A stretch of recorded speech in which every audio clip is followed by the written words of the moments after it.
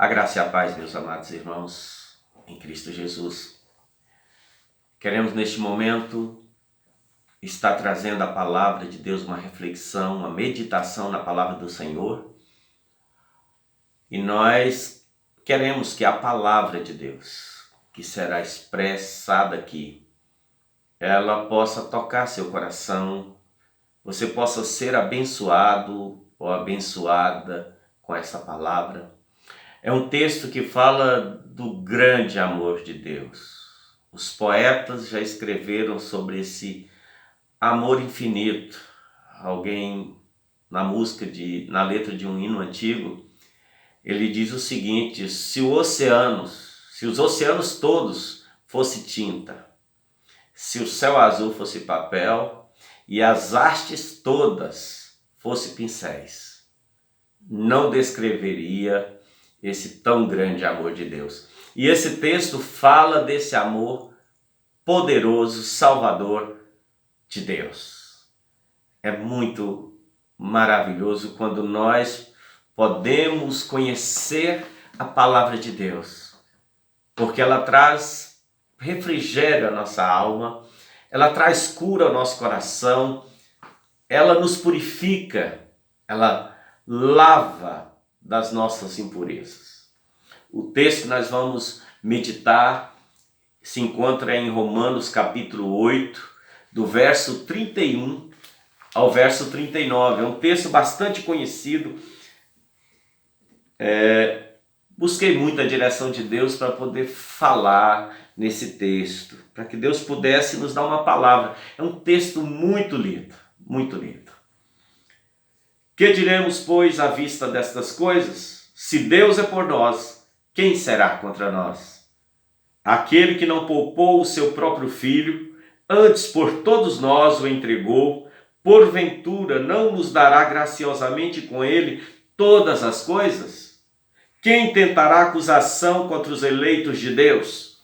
É Deus quem os justifica. Quem os condenará? É Cristo Jesus quem morreu, ou antes, quem ressuscitou, o qual está à direita de Deus e também intercede por nós. Quem nos separará do amor de Cristo? Será tribulação, ou angústia, ou perseguição, ou fome, ou nudez, ou perigo, ou espada? Como está escrito, por amor de ti somos entregues à morte o dia todo. Fomos considerados como ovelhas para o matadouro. Em todas estas coisas, porém, somos mais que vencedores por meio daquele que nos amou. Porque estou bem certo de que nem a morte, nem a vida, nem os anjos, nem os principados, nem as coisas do presente, nem do porvir, nem os poderes, nem a altura, nem a profundidade, nem qualquer outra criatura poderá separar-nos do amor de Deus que está em Cristo Jesus, o nosso Senhor. Como eu já disse, um texto muito conhecido. Quantas e quantas vezes nós já lemos esse texto com as pessoas enfermas, pessoas acamadas, e Deus tem usado este texto paulino, do apóstolo Paulo, para levar consolo, conforto aos nossos irmãos, a todos nós. Que diremos, pois, à vista destas coisas? Paulo está caminhando aqui para uma conclusão de algo que ele vem dizendo, e ele conclui fazendo um resumo. Se Deus é por nós, quem será contra nós? Se Deus está do nosso lado, quem poderá? E ele segue dizendo, quem poderá intentar acusação? Quem poderá nos condenar? Quem poderá nos separar de Deus? O verso 32 diz, aquele que não poupou o seu próprio filho. Isso aqui ressoa aquele capítulo 22 de Gênesis, quando Deus pede para Abraão o seu filho, Isaque. Depois de um longo tempo de promessa, Deus cumpre a promessa dando o filho. Quando esse menino já é um rapazinho, Deus diz a Abraão, pega o teu filho, toma o teu filho e oferece a mim. E Abraão faz uma longa viagem para sacrificar Isaque a Deus. E quando ele coloca Isaque sobre a lenha no altar, que ele levanta o cutelo, a voz de Deus diz, Abraão, Abraão, não faças isso. Não precisa sacrificar teu filho. E o texto é um exemplo de Abraão. É um exemplo que aponta para aquilo que Deus faria com seu filho. Só que o texto aqui diz, olha, não poupou. Deus não poupou o seu único filho. Ele enviou o seu filho para dar a sua vida em resgate dos seus escolhidos. Então, Isaque foi poupado. Mas Deus não poupou o seu único filho. E ele diz, ele não nos dará, aquele que já nos deu o seu filho, não nos dará todas as coisas, graciosamente todas as coisas. A salvação, meu irmão, é em Cristo Jesus. Não é em nossas boas obras, não é em nossa autojustiça ou autojustificação, não são os nossos atos, é obra da graça de Deus. O verso 33 diz, quem tentará acusação contra os escolhidos de Deus? Quem tentará acusação? Olha, é Deus quem o justifica. É Deus quem o justifica. A nossa justiça vem de Deus, a nossa justiça não é nossa. Paulo escrevendo aos Efésios capítulo 6, verso 14, no finalzinho, ele diz para cada um vestir-se da justiça. E essa justiça é a justiça de Cristo, é uma arma que temos. Essa couraça da justiça que diz Paulo em Efésios, vestivos da couraça da justiça, é a justiça de Cristo sobre as nossas vidas, devemos estar vestidos com essa justiça. Essa couraça nos protege os órgãos vitais do nosso corpo, protege para que não sejamos atingidos pelas nossas costas, para que o inimigo não nos alveje. Essa justiça protege o nosso coração. Nós precisamos ter essa proteção de Deus. Paulo escrevendo aqui no capítulo 5, justificados, pois, o primeiro verso, justificados, pois, com Deus, vamos conferir. Temos paz, justificados, pois, mediante a fé, temos paz com Deus por meio do nosso Senhor Jesus Cristo. A nossa justiça vem de Deus. Por isso, o salvo em Cristo, aquele que crê no Senhor, é justo. Aí está o segredo da nossa justiça, que ela é divina, ela vem do alto, ela vem de Deus. Nós precisamos ter algo aí que precisamos entender. Paulo diz o seguinte, vestivos, esse ato é nosso. Nós devemos nos vestir dessa justiça divina. Quem tentará acusação? É Deus quem justifica. Quem condenará? Quem poderá nos condenar quando Deus é que nos justifica? Qual é o inimigo? Qual é a obra de Satanás? Qual ação maligna é capaz de nos atingir? É capaz de nos acusar? Olha o que ele diz a respeito de Cristo. Ora, quem os condenará é Cristo Jesus, quem morreu. Antes, quem ressuscitou. Ele morreu, ressuscitou, está à direita de Deus e intercede por nós. Cristo agora é o nosso advogado junto ao Pai. Ele nos defende. Ele é o nosso supremo sacerdote. Ele é o mediador dessa nova aliança. Ele media por nós, ele intercede por nós. Então, não precisamos temer o homem.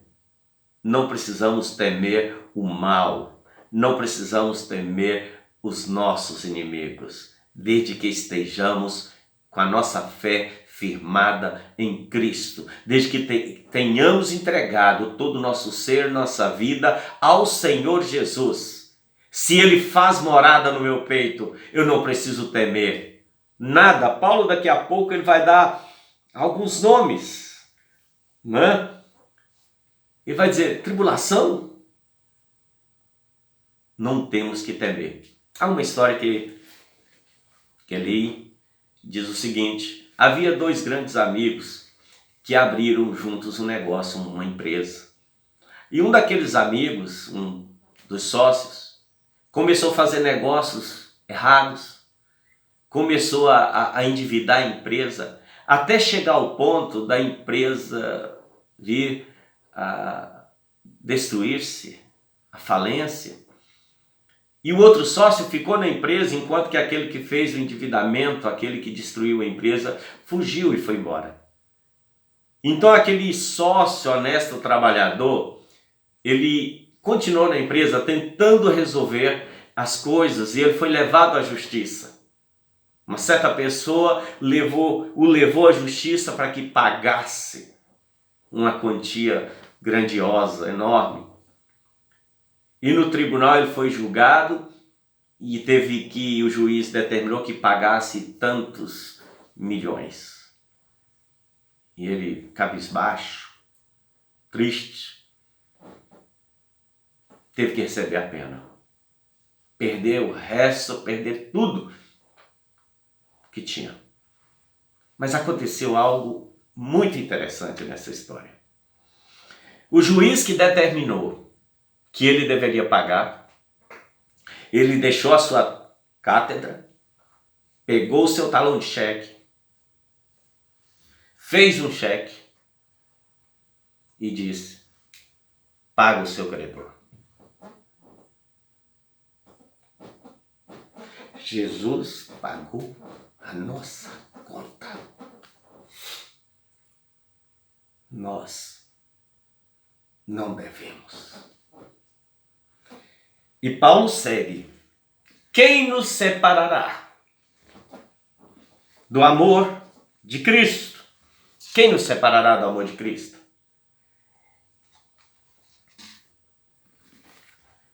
O que pode nos separar do amor de Cristo? Pensa você um pouco. O que nesse momento te aflige, te preocupa? Coronavírus? Economia? Crise no casamento? Saúde? Luto? Dores? Qual o sofrimento?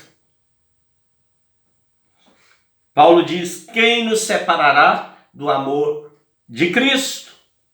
Tribulação, angústia, perseguição, fome, nudez, perigo, espada? Como está escrito, por amor de ti somos entregues à morte o dia todo. Fomos considerados como ovelhas para o matadouro. Quem nos separará do amor de Cristo? Vamos encontrar um exemplo. Nós falamos de julgamento, né? Quem condenará? A justiça pegou Estevão, a justiça de Israel, o Sinédrio, os judeus, condenaram Estevão. Mas Deus justificou Estevão. Pegaram José, meteram no cárcere por anos. Não conseguiram separar José do amor de Deus. Pegaram Daniel, jogaram na cova, cheio de leões famintos.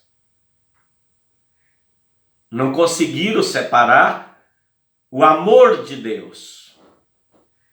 Daniel do amor de Deus. Pegaram Sadraque, Mesaque, Abidnego e jogaram numa fornalha, aqueceram aquele fogo. Mas Deus está lá. Não conseguiram separar aqueles homens do amor de Deus. O que pode separar você do amor de Deus? Nada pode nos separar do amor de Deus que está em Cristo Jesus.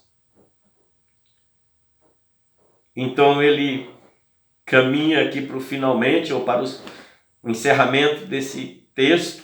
Em todas estas coisas, porém, somos mais que vencedores por meio daquele que nos amou.